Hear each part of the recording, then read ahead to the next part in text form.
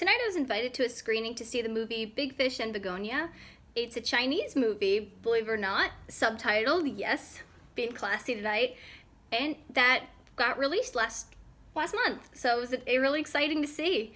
And one thing, and these are just stray thoughts, the basic plot is a 16-year-old girl living in the realm beneath the human world, powered by magical beings. The main character, Chun, she is allowed to venture into the human world, and she meets this boy. She saves his life, and then she gets his soul back, which is now turned into this to a dolphin. So she's trying to get him back to the human world.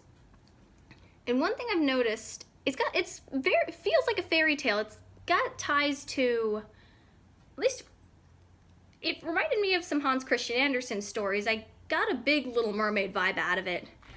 And of course, what the fascinating thing is, I've seen so many Western movies that were inspired from China or Japan, but this is purely Chinese made, pure Chinese storytelling, so that was extremely interesting to see the differences.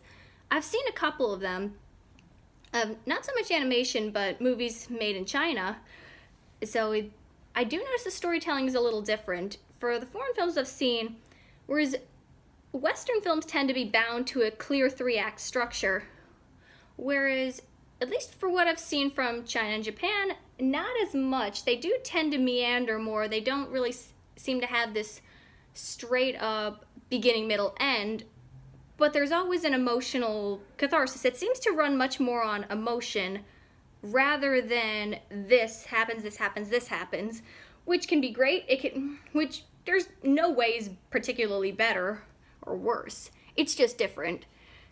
And I do find that interesting. This story is big. It felt like an experience.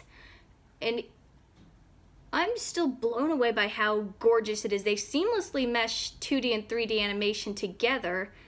And it does feel, on the surface it looks like a Ghibli film, but it is different. It's got a different tone to it. It's got a different experience to it than a Ghibli film, even though there are similarities.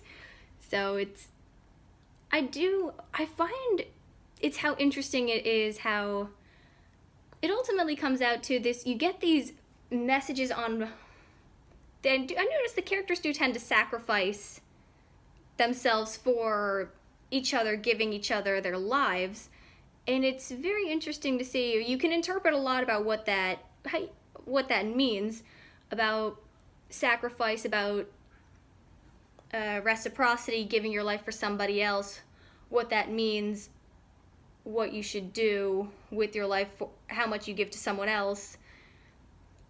Although it doesn't have as much logic to it. It also has some ties to feels like one of the really early Disney movies that is much more, that meanders more. It's not, you don't get all the questions answered, but if you're just going for an experience, you just go with it. And like an improv show, just go with it. And you'll definitely find some really beautiful designs. The designs are gorgeous, and the characters' emotions you follow these characters, you follow their passion, you follow their despair, you follow their everything. So, yeah, can't even be put into words. It's something that really does need to be experienced, and I'm very glad I saw it. So glad my friends dragged me to stuff, and in return they listen to my rants on it. But it's a conversation, it's equal dialogue. Anyways, Big Fish and Begonia. Check it out.